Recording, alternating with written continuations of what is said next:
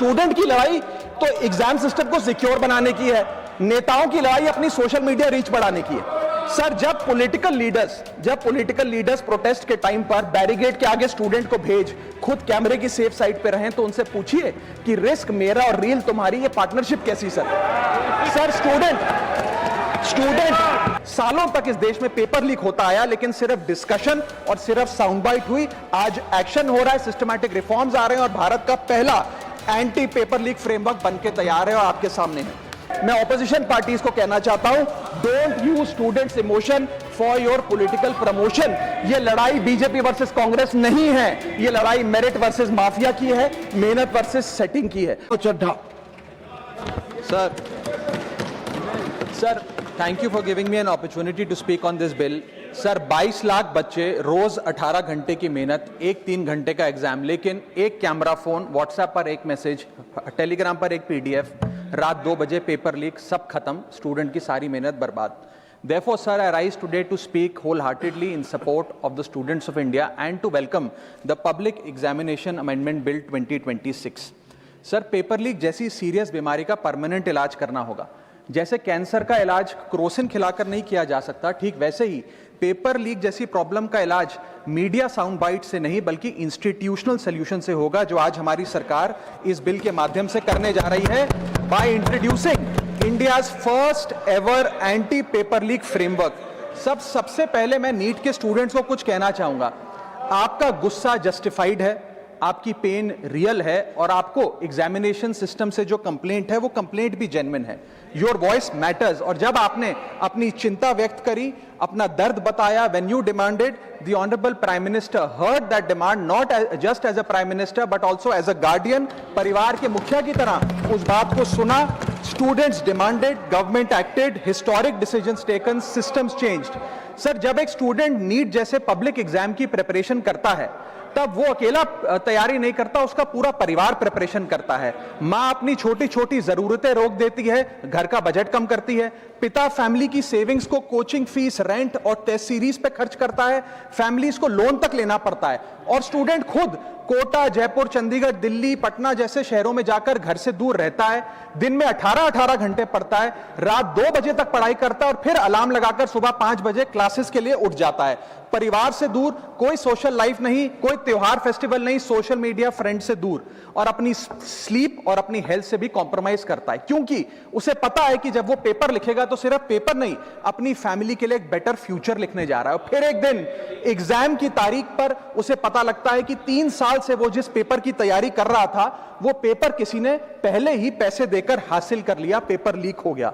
और इस समय सर, सिर्फ पेपर लीक नहीं होता, उस स्टूडेंट का मेहनत, उसकी ड्रीम्स, उसकी सेल्फ बिलीफ, उसका ट्रस्ट, उसकी एस्पिरेशंस, ये सब लीक होती हैं और उसकी मेंटल और फिजिकल हेल्थ पे असर पड़ता है। I understand that pain sir, because मैं खुद भारत के, अभी कुछ साल पहले ही भारत के एक पब्लिक एग्जामिनेशन सिस्टम का स्टूडेंट रहा, चार्टर्ड अकाउंटेंसी का।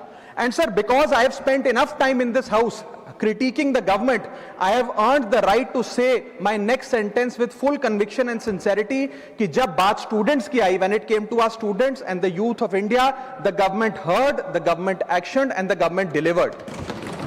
स्टूडेंट्स का फीडबैक लिया, स्टूडेंट्स की डिमांड्स को ऑनर किया और ये डेमोन्स्ट्रेट किया कि सरकार स्टूडेंट्स के साथ खड़ी है। जिस उम्मीद के साथ स्टूडेंट्स ने अपनी मांग प्राइम मिनिस्टर साहब के सामने रखी, उस चिंता को, उस दर्द को समझते हुए तमाम एक्शन लिए गए, तमाम स्टेप्स लिए गए, जैसे कि शॉर्ट टर्म और long term steps. Number 1, paper leak के बाद इमीडिएटली री एग्जाम कराया गया ताकि साल बर्बाद ना हो।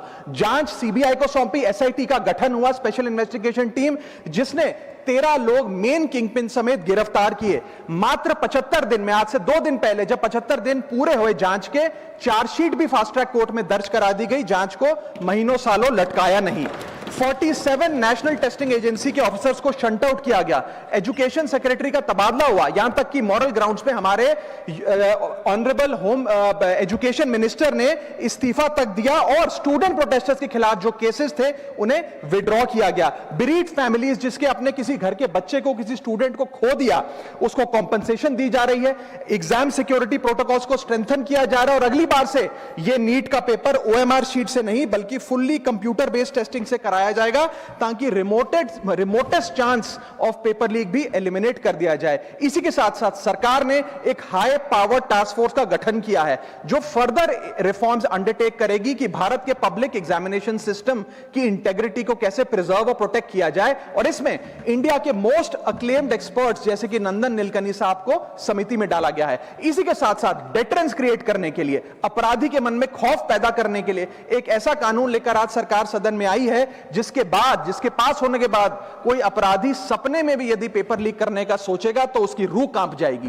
पहली चीज, पेपर लीक को एक इंडिविजुअल द्वारा किया गया क्राइम नहीं बल्कि एक ऑर्गेनाइज्ड सिंडिकेट नेटवर्क द्वारा किए गए क्राइम के तौर पे ट्रीट किया जाएगा, जिसमें इनसाइडर हो, कोचिंग माफिया हो, लॉजिस्टिक वेंडर हो, प्रिंटिंग प्रेस हो, सॉल्वर गैंग हो, एग्जाम ऑफिशियल्स हो, सब पर कार्रवाई होगी। सबको दोषी करार देने के बाद, गिल्टी करार देने के बाद 10 साल तक की जेल होगी और 10 करोड़ रुपए तक का जुर्माना लिया जाएगा। सारे ऑफेंसेस को cognizable, non bailable, non compoundable बनाया गया। एक स्पेशल टास्क फोर्स का गठन किया गया कि अब कभी भी यदि पेपर लीक की संभावना भी उत्पन्न होती है तो यह स्पेशल टास्क फोर्स जांच करेगी और यह इन्वेस्टिगेशन सालों साल नहीं लटकाई जाएगी। 2 महीने के अंदर अंदर से इस इन्वेस्टिगेशन को कंप्लीट करना होगा।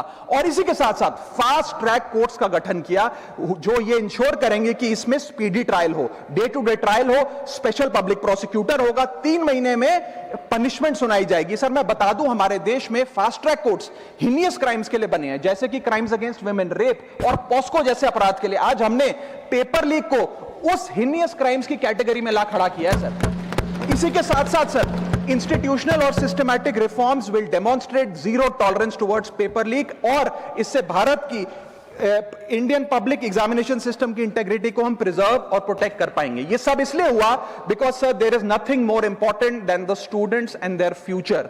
Sir their voices mattered, their voices were heard and systematic and systemic changes have been brought in. उनकी आवाज को, स्टूडेंट्स की आवाज को कोई पॉलिटिकल चैलेंज नहीं बल्कि एक परिवार की भीतर की चिंता की तरह समझकर, जैसे घर के बच्चे घर के बड़े से अपनी चिंता व्यक्त करते हैं, दर्द व्यक्त करते हैं, डिमांड्स रखते हैं, ठीक वैसे ही सरकार ने ये तमाम फीडबैक लेते हुए एक्शन लिया। Sir Benjamin Franklin American philosopher, statesman, diplomat रहे, उन्होंने कहा था well done is better than well said. सालों तक इस देश में पेपर लीक होता आया लेकिन सिर्फ डिस्कशन और सिर्फ साउंड बाइट हुई। आज एक्शन हो रहा है, सिस्टमैटिक रिफॉर्म्स आ रहे हैं और भारत का पहला एंटी पेपर लीक फ्रेमवर्क बनके तैयार है और आपके सामने है। सर इसी के साथ साथ पेपर लीक किसी एक पार्टी का, किसी एक सरकार का ऑफिसर या मिनिस्ट्री की देन नहीं है और ये कोई 2026 का फिनोमेना भी नहीं है। सर मैं बता दूं कि सर जब बात अकाउंटेबिलिटी की हो, मोरालिटी की हो, जवाबदेही की हो, तो इसलिए इससे जब बात अकाउंटेबिलिटी की हो, मोरालिटी की हो, जवाबदेही की हो, तो सर ये इससे तय नहीं होना चाहिए कि पेपर लीक कौन से राज्य में हुआ, कौन सी मिनिस्टर के अंडर हुआ, कौन सी पार्टी में हुआ, क्योंकि ये एक पैन इंडिया ऑर्गेनाइज्ड क्राइम है, क्रॉनिक डिजीज है। मैं ये बात इसलिए कह रहा हूं क्योंकि 19 जुलाई 2026 को, आज से मात्र 10 दिन पहले, पंजाब के अंदर एक फार्मेसी ऑफिसर रिक्रूटमेंट का एग्जाम हुआ। उसमें मैसिव इरेगुलरिटीज देखी गई, ब्लूटूथ डिवाइसेस के माध्यम से लाइव चीटिंग चल रही थी और चीटिंग सिंडिकेट वो चीटिंग फैसिलिटेट कराने के लिए 13 लाख रुपए का रेट चार्ज कर रहा था। यही नहीं सर, आम आदमी पार्टी की सरकार जब पंजाब में बनी तब से अभी तक नायब तहसीलदार के एग्जाम में इरेगुलरिटीज देखी गई और लार्ज स्केल चीटिंग हुई।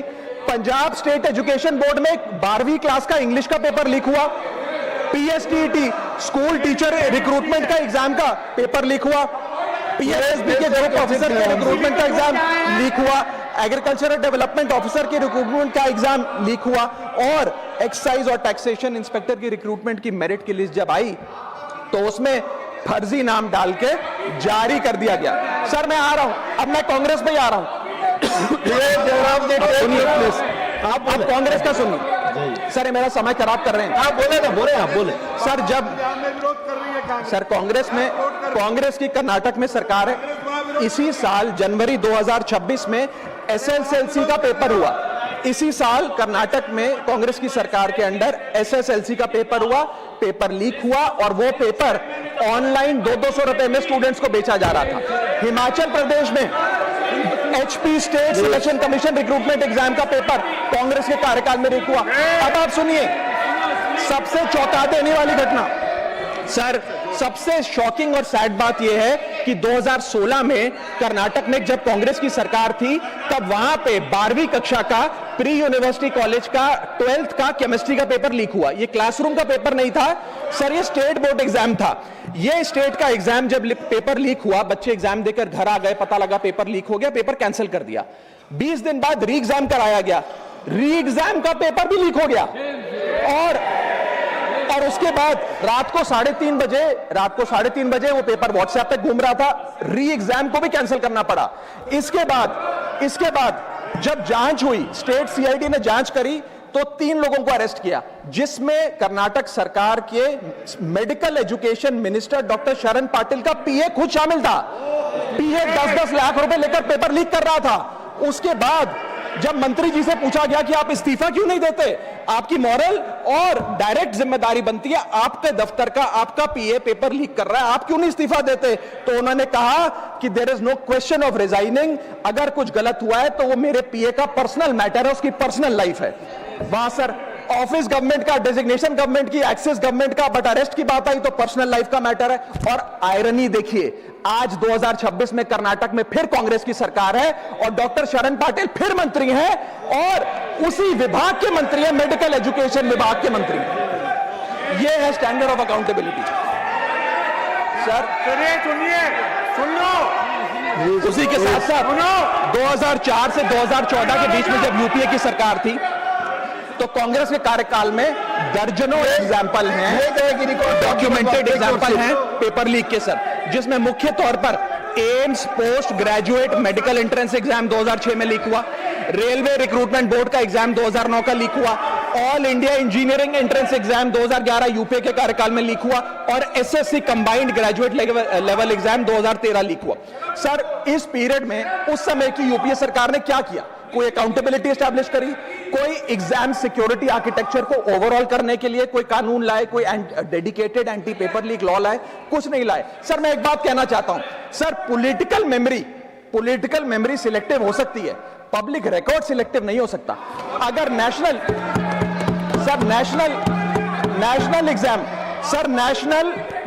एग्जाम का पेपर लीक अगर नेशनल क्राइसिस है, जो कि है, तो सर ऑपोजिशन रूल्ड स्टेट का पेपर लीक एक लोकल इंसिडेंट कैसे हो सकता है? सर स्टूडेंट में तो फर्क नहीं होता। अगर नीट के स्टूडेंट्स का पेन जेन्युइन है, जो कि जेन्युइन है, तो सर पंजाब के फार्मेसी एग्जाम के स्टूडेंट्स का और कर्नाटक के एसएलसी एग्जाम के स्टूडेंट्स का पेन भी जेन्युइन है। स्टूडेंट का पेन पार्टी देखकर चेंज नहीं होता और ठीक उसी तरह रिफॉर्म और अकाउंटेबिलिटी भी पार्टी देखकर चेंज नहीं हो सकती।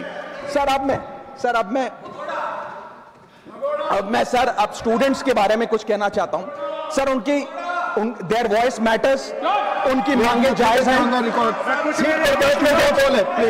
सर स्टूडेंट्स द्वारा प्रोटेस्ट करना, सवाल पूछना, डिमांड रेस करना, कोर्ट जाना, पीसफुल मार्च निकालना, ये सब उनका संवैधानिक अधिकार है और ये करना भी चाहिए।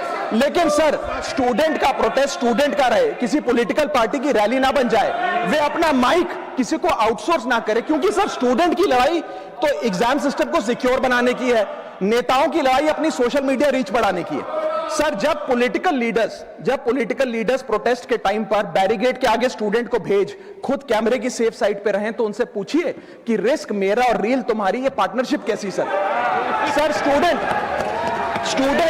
स्टूडेंट का मूवमेंट स्टूडेंट के फ्यूचर के लिए है, किसी फ्लॉप पॉलिटिकल पार्टी के कमबैक के लिए नहीं है सर। और जो पॉलिटिकल पार्टी के अपने खुद के फ्यूचर का आता पता नहीं, वो स्टूडेंट के फ्यूचर की क्या लड़ाई लड़ेगी सर? स्टूडेंट्स को जस्टिस चाहिए, पॉलिटिकल पार्टी को फुटेज। स्टूडेंट को एग्जाम सिक्योर करना है, पॉलिटिकल पार्टी को वायरल क्लिप। स्टूडेंट का सवाल फ्यूचर का है, नेता का कैलकुलेशन अगले इलेक्शन का। इसीलिए मैं ऑपोजिशन पार्टीज को कहना चाहता हूं, don't use students emotion for your political promotion. ये लड़ाई बीजेपी वर्सेस कांग्रेस नहीं है, ये लड़ाई मेरिट वर्सेस माफिया की है, मेहनत वर्सेस सेटिंग की है। और सर एक बात और, सर आज हमारे स्टूडेंट्स पर पढ़ाई का बहुत स्ट्रेस है।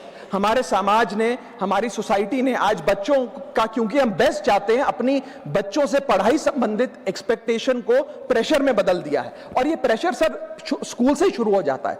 जब बच्चा 10वीं क्लास का बोर्ड का एग्जाम दे रहा होता है तो बोला जाता है ये क्रिटिकल ईयर है, अच्छे मार्क्स लाने हैं, नहीं तो स्ट्रीम नहीं मिलेगी, पूरा करियर बर्बाद हो जाएगा। 12वीं क्लास में जाता है तो प्रेशर और बढ़ता है, बोला जाता है ये लाइफ का टर्निंग पॉइंट है, आगे की जिंदगी कैसे डिसाइड होगी। जेई, नीट, सीयूईटी, तमाम एंट्रेंस एग्जाम की तैयारी का प्रेशर अलग। और सर जब कॉलेज पहुंचता है तो एक अलग ही लेवल का प्रेशर होता है। उसको बोला जाता है सीजीपीए ठीक रखो वरना प्लेसमेंट नहीं मिलेगी। ये पूरी लाइफ का सवाल है, करियर का सवाल है। हर स्टेज पर प्रेशर का सिलेबस बढ़ता जाता है, बढ़ता जाता है, बढ़ता जाता है। और ओवरऑल सर इंडिया में कंपटीशन बहुत फास्ट स्पीड पे बढ़ रहा है, लेकिन उसी के साथ साथ कंपैरिजन भी बहुत फास्ट स्पीड पे बढ़ रहा है। सबसे पहले जब बच्चा स्कूल जाता है तो अपने स्कूलमेट्स, क्लासमेट से कंपैरिजन होता है। कोचिंग सेंटर जाता है तो वहां कोचिंग सेंटर के स्टूडेंट से कंपैरिजन होता है। ऑल इंडिया रैंकर से कंपैरिजन होता है। घर आता है तो पड़ोसी और रिश्तेदारों के बच्चों से कंपैरिजन होता है। ये कंपैरिजन मोटिवेशन नहीं सर, प्रेशर और स्ट्रेस में बदलता जा रहा है। सर जैसे 3 इडियट्स पिक्चर में कहा था ना, काबिल बनो, कामयाबी झक मारकर पीछे आएगी, ठीक उसी तरह समाज को, हम सबको, अगर कोई स्टूडेंट चिंतित दिखे, स्ट्रेस में दिखे, उसे कहना चाहिए कि एग्जाम इंपॉर्टेंट है लेकिन तुम एग्जाम से ज्यादा इंपॉर्टेंट हो सर। क्योंकि घर स्टूडेंट का सेफ स्पेस होना चाहिए सर, दूसरा एग्जाम सेंटर नहीं। और एक रैंक सर एक रैंक रिजल्ट डिसाइड कर सकती है बच्चे का, उसका फ्यूचर नहीं, वैल्यू नहीं, उसकी पूरी जिंदगी नहीं। और अंत में sir, I just take 1 more minute sir, अंत में मैं अपने वेल विशर्स को भी कुछ कहना चाहूंगा जो पिछले कुछ समय से मुझे कह रहे थे कि राघव आप नीट के इशू पर कब बोलोगे, आपको हम सुनना चाहते हैं। मैं बड़ी हम्बली कहना चाहता हूं सर, जब मैं ऑपोजिशन में बैठता था तब सवाल मेरा हथियार था, आज मैं ट्रेजरी बेंचेस पर बैठता हूं, आज सोल्यूशन मेरी जिम्मेदारी है। मैं भी रोज कैमरे के सामने आकर साउंड बाइट दे सकता था, लेकिन मुझे हेडलाइन नहीं सर, मुझे आउटकम चाहिए। और जब मैं ऑपोजिशन में था तब मेरा काम इशू रेस करना और सवाल उठाना था, और पूरा सदन, और आप जानते हैं मैंने वो काम पूरी ईमानदारी से किया। लेकिन आज मेरा रोल कैमरा के सामने अटेंडेंस लगाने का नहीं है, मेरा role is my focus is to fix the system. इसीलिए मैंने अपने आप से एक वादा किया, I made a promise to myself कि मैं इस मुद्दे पर पार्लियामेंट में बोलूंगा, और उस दिन बोलूंगा जिस दिन हम प्रॉब्लम सॉल्व कर रहे होंगे, सोल्यूशन लेकर आएंगे, when the system is getting fixed, and today is that historic day when the system is getting fixed। और सर बिकॉज आज जो रिफॉर्म्स हम लेकर आए हैं, जो सरकार सदन में लेकर आई है, वो इतने जरूरी हैं क्योंकि इन रिफॉर्म से सिस्टम और मजबूत होगा, पेपर और सिक्योर होगा, एग्जाम फेयर होगा, मेरिट का सम्मान होगा, माफिया जेल में होगा, सरकार पहरेदार होगी, कार्रवाई दमदार होगी, स्टूडेंट्स की जीत होगी, माफिया की हार होगी। जय हिंद। श्रीमान जोश के मनी।